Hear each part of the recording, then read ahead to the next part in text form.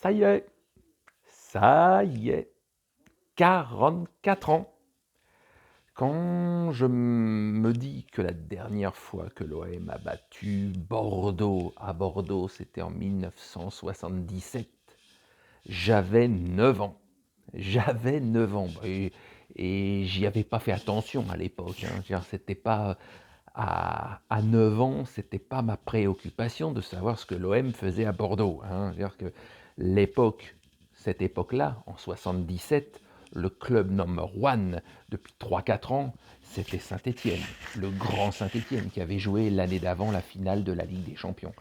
Mais quand même, quand vous imaginez que l'OM, même dans l'époque des tapis, l'époque des Deschamps, l'époque Guéret, l'époque Pape Diouf, l'époque, enfin, toutes les années 90, 2000, où l'OM avait de très bonnes équipes, ils n'ont pas réussi.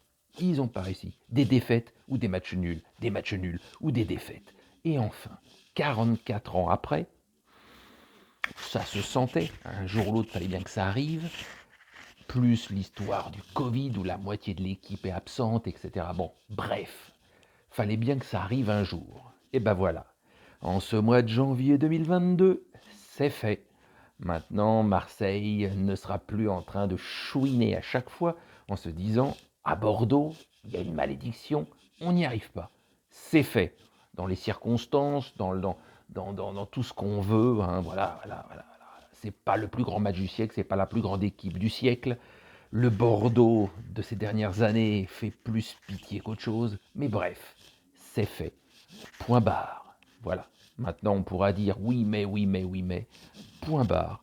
44 ans d'effacé. C'est tout. Allez, salut.